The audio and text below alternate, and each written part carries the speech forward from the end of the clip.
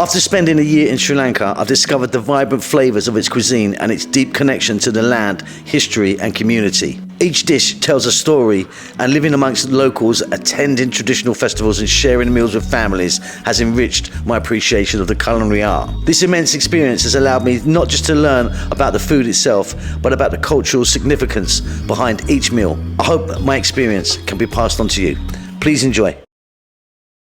I just want to show you some regular or common spices for Sri Lankan cooking. So let's take a look at the top there. We've got some crushed chili, turmeric, chili powder, gorica. Gorica is a dried fruit, a little bit like tamarind.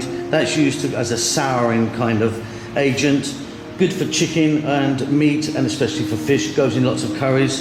Cloves, mustard seeds, fenugreek or methi seeds, cinnamon. Of course, cinnamon in Sri Lanka is grown here. It's absolutely wonderful. Rampa or pandan leaves, curry leaves, and then curry powders. Very common. You get a light and a roasted. The roasted kind of goes in a little bit near the end usually. It's got a lovely, wonderful, just roasted flavour to it. And the common one there is the kind of base. But yeah, these are kind of not all the spices used in Sri Lanka, but very, very common. The most kind of common ones, I would say. Okay. So today we're going to be making a really wonderful beetroot or beet curry. It's very, very simple and delicious.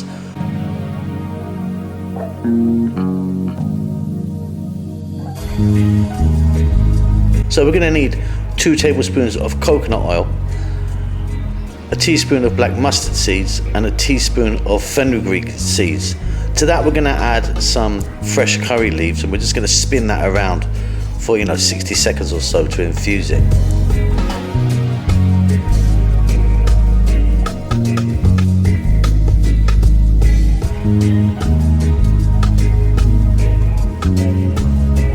Then we're going to add 1 cup of chopped onion, a tablespoon of garlic, and fresh chili to taste. I mean, it's entirely up to you what you want to put in. So let's cook this for like 4 to 5 minutes now. We want to kind of soften those onions. By the way, we're on and above medium heat.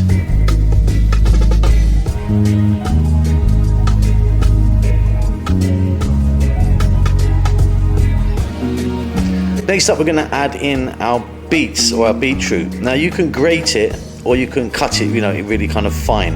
Add in about 2 cups or maybe just over 2 cups to that. And again, 5 to 6 minutes, stir, stir, stir.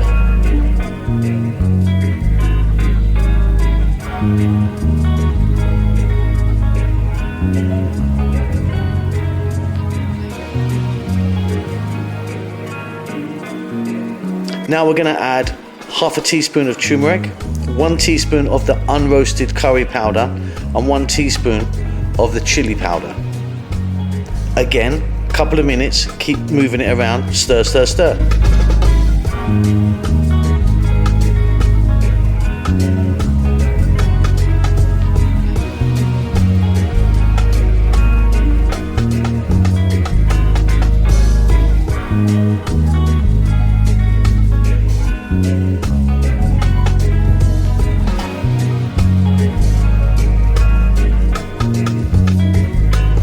We're going to add some salt to taste, and then we're going to add 1 cup of coconut milk. We're going to lower the heat to below medium now. We're going to go for about another 5 or 6 minutes, or until your beets, depending on how you've cut them, are nice and tender. Job done. That is a really delicious, wonderful beetroot curry.